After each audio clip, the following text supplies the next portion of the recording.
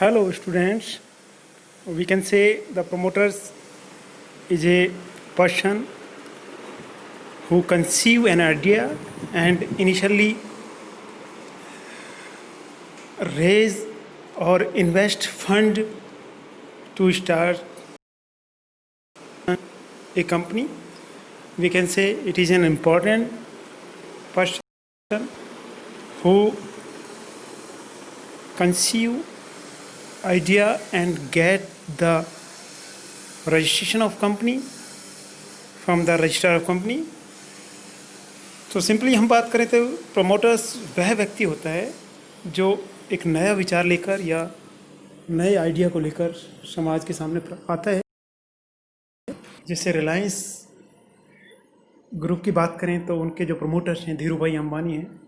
इन्फोसिस के प्रमोटर्स नारायण मूर्ति, फेसबुक के promoters mark Zuckerberg हैं, फ्लिपकार्ट के प्रमोटर्स हैं सचिन और बिनी बंसल। तो हम बात करते हैं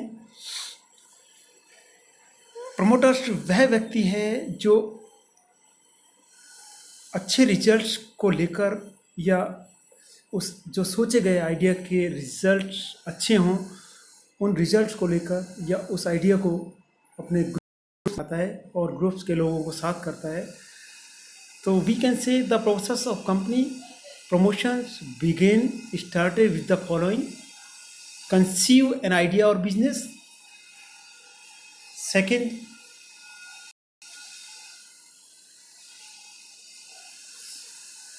in this stage the promoters play a vital role or important role. Promoters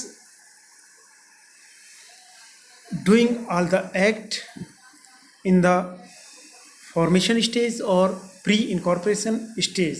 So we can say the promoter is an important person who conceive an idea of business and all functions to make profitable of idea.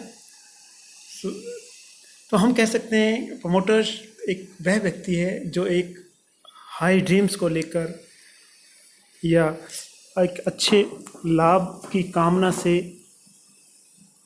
एक नई company का formation करता है या company की स्थापना करता है। प्रमोटर्स होते कौन हैं? What is the meaning of promoter? There is no provision has been made under companies act 1956, but promoters are defined the new company act 2013 under the section 269. Promoters concerned with PCA. P stand for prospectus. Promoters means who has such named as such in prospectus या whose name written in a prospectus or he is identified in the annual reports of company, या वह व्यक्ति प्रवर्तक या promoter है जिसका नाम prospectus या प्रविवरणी या वार्षिक प्रतिवेदन में लिख दिया गया। Second one control. promoters who has control over the affairs of company directly or indirectly, whether as a shareholder, directors और अदरवाइज, यानी कि प्रवर्तक वह है जो सीधे या प्रत्यक्ष या अप्रत्यक्ष रूप से कंपनी के बोर्ड ऑफ डायरेक्टर्स पर, शेयर होल्डर्स पर या और अन्य कोई व्यक्ति सीधे कंट्रोल करता है। For example, who is competent authority to appoint a majority of board of directors. Second, who is competent to make decision on the major policies of company, which is concerned major policy. So we can say promoters have rights under section 227, control over the board of directors, shareholders and otherwise. Third one, advice.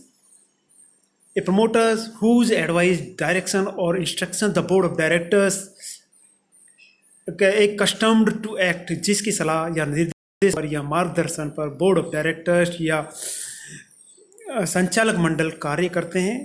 So we can से ए promoters play a vital role which names written in prospectus as well as annual letters and control over the major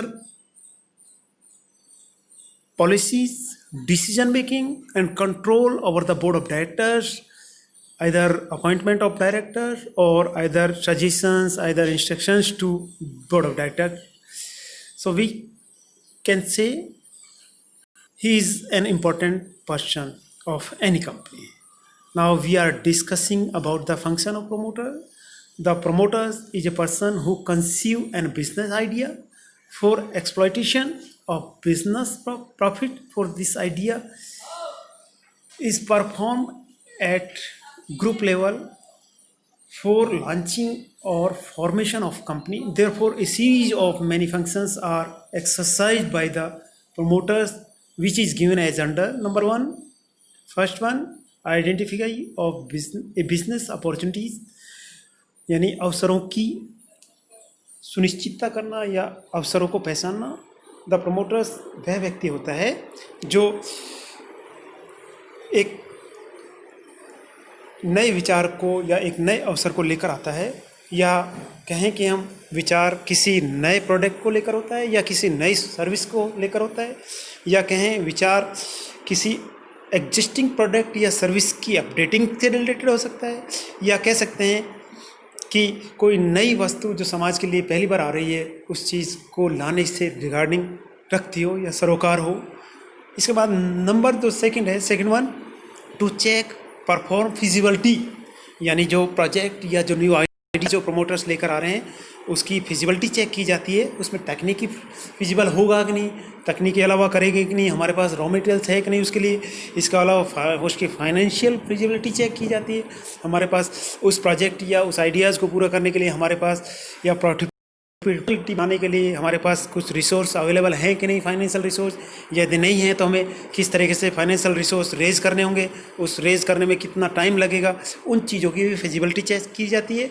इसके बाद economic feasibility check की जाती है, उसकी profit यानी overall वो project या न्यू आइडिया या बिजनेस आइडिया हमारे लिए कितना फ़ायदेमंद होगा.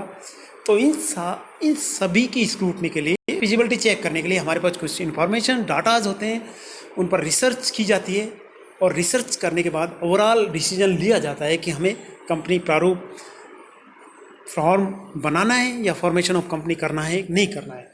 इसके बाद third one, to collect required members.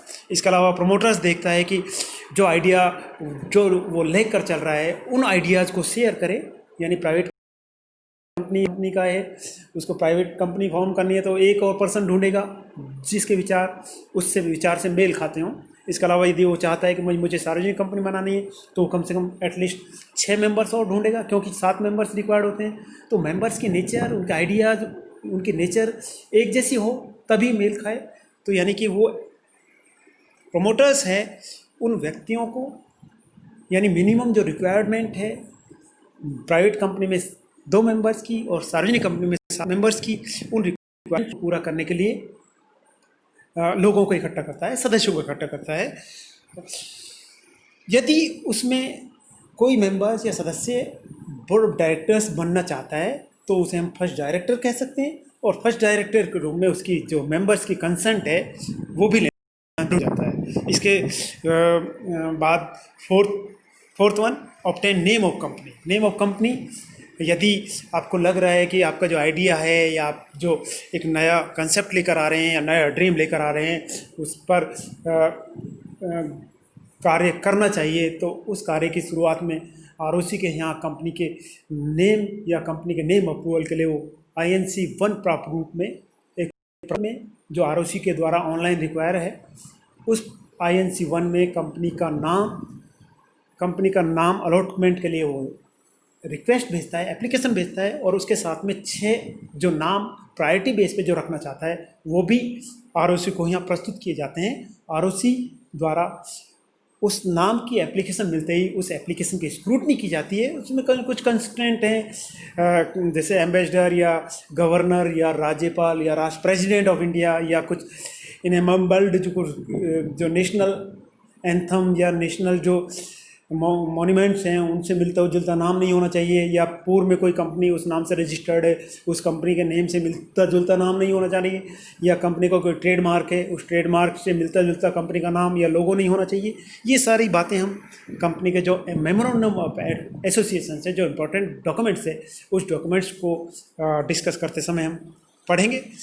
इसके बाद यदि आरओसी को लगता है कि ये अवेलेबल नेम है जो हमारे पास अवेलेबल है तो उसका अलॉटमेंट का लेटर आरओसी के द्वारा प्रमोटर्स के पक्ष में जारी जाता है और वो नाम 16 दिन के लिए आरक्षित रहता है। Date of allotment of letter या डेट ऑफ ऑर्डर से 16 दिन तक वो नाम वैलिड रहता है और उस 16 दिन के प्रोसेस में within 16 days the company और promoters exercise for the corporation of incorporation of company और रजिस्ट्रेशन ऑफ कंपनी, यानी कि 16 दिनों के भीतर में कंपनी के प्रमोटर्स द्वारा कंपनी के रजिस्ट्रेशन की कार्रवाई प्रारंभ कर दी जाती है। इसके बाद 5th one appointment of professions, यानी पेशेवरों की नियुक्ति की जाती है। यानी हम बात करते हैं पेशेवर या कुछ पेशेवर जैसे आपके बैंकर हैं या चार्टेड अकाउंटेंट है, कंपनी सेक्रेटरीज हैं, वो एक तरीके से प्रमोटर्स के द्वारा ही अपॉइंट किए जाते हैं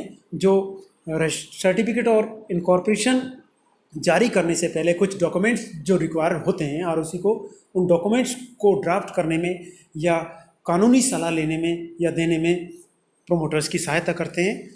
और ये प्रमोटर्स एक तरीके से ये जो प्रोफेशंस हैं वो प्रमोटर्स के द्वारा ही अपॉइंट किए जाते हैं, या कंपनी कभी नेक्स्ट टाइम में कोई सब्सक्रिप्शन लेकर आती है तो उस समय अंडरराइटर्स कौन होंगे, मर्चेंट बैंकर्स कौन होंगे, इसके अलावा और कोई लीगल एडवाइज़र या सीएस वगैरह या ऑडिटर्स कौन होंगे, उन सब को अपॉइंटमेंट करने का काम भी प्रमोटर्स करता है। इसके बाद नेक्स्ट 6th वन है प्रिपरेशन ऑफ नेसेसरी डॉक्यूमेंट्स। जब कंपनी का रजिस्ट्रेशन या सर्टिफिकेट ऑफ इनकॉर्पोरेशन प्राप्त करने से पहले रजिस्टर ऑफ कंपनीज के द्वारा आरओसी के द्वारा कुछ बहुत सारे डॉक्यूमेंट्स, कुछ रिक्वायर्ड डॉक्यूमेंट्स होते हैं, उन डॉक्यूमेंट्स को पूरा करने का काम भी प्रमोटर्स के द्वारा किया जाता है। और प्रमोटर्स उन डॉक्यूमेंट्स को पूरा करने के लिए प्रोफेशंस या प्रोफेशनल्स जितने भी उनकी सहायता ले सकता है या उनका डिक्लेरेशन देने पड़ते हैं, वो सारे के सारे प्रमोटर्स के द्वारा दिए जाते हैं। जैसे memorandum of association, it is an important documents of company, it is a charter of company, it is a constitution of company, basic information of company, objectives, limitations, boundaries, capitals, name and registered office. It is an important documents of company. Second, article of association, that is a subsidiary of memorandum of association. Memorandum of association is concerned with the inner rules of company, laws, regulations, guidance which is concerned to objective mentioned in the MOA। यानी हम बात करते हैं article of association, पार्षद अंतर्नियम, एक तरीके से जो पार्षद सीमा नियम या MOA में विहित उद्देश्य हैं उनको पूरा करने के लिए क्या नियम होंगे, कानून क्या होंगे, कायदे क्या होंगे, प्रोसीजर क्या होंगे, उन बातों का उल्लेख करता है। तो वो तैयार करने का, उनके ड्राफ्ट तैयार करने का कार्य भी बोर्ड ऑफ डायरेक्टर्स या प्रमोटर्स के द्वारा किए जाते हैं। इसके बाद list and consent of the directors कौन होंगे, उनके एड्रेस क्या होंगे, उनकी लिस्ट क्या होगी, उनकी लिखित में कंसेंट, वो भी प्रमोटर्स के द्वारा ही तैयार की जाती हैं। डायरेक्टर्स के डिक्लेरेशन, डायरेक्टर्स की घोषणाएं, उनको भी तैयार करने का काम प्रमोटर्स करता है। मेंबर्स का डिक्लेरेशन, यदि प्राइवेट कंपनी है उसमें 2 मेंबर्स, उनके डिक्लेरेशन, नाम।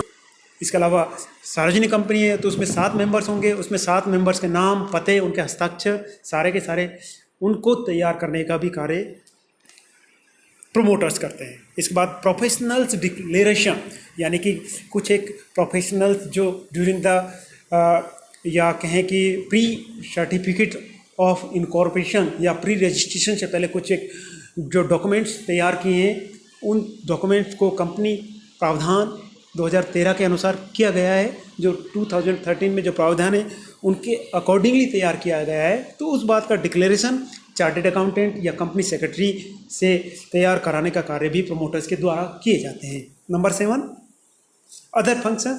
अन्य फंक्शंस में जो प्रमोटर्स है वो प्रमोटर्स कुछ कंपनी को रजिस्ट्रेशन से पहले भी, यानी कहें कि हम कंपनी के फॉर्मेशन से और प्री रजिस्ट्रेशन से पहले के समस्त कार्य, चाहे वो तृतीय पक्षकार के साथ में कोई कॉन्ट्रैक्ट हो, थर्ड पार्टी मीन्स बैंक से हो, कोई वेंडर से हो, या कोई फर्म से हो, इंस्टीट्यूशन से हो, यानी कि रिगार्डिंग किसके रिगार्डिंग हो सकते हैं? Purchase of land, purchase of building, raw materials, these contract all contracts made prior to registration of company, that is called preliminary contract, pre-contract or pre-incorporation contract or promoter contract. So we can say promoters play a vital role to conceive an idea, to perform the existence of idea and to fulfill the idea for till the formation of company. After formation of company, there is a requirement of some capital or some subscription or raising of funds. After raising of funds, a certificate of commencement of business is also obtained by the registrar of company. All the 4 stages are concerned with the promoters of company. All stages are important in the point of view of company. So we can say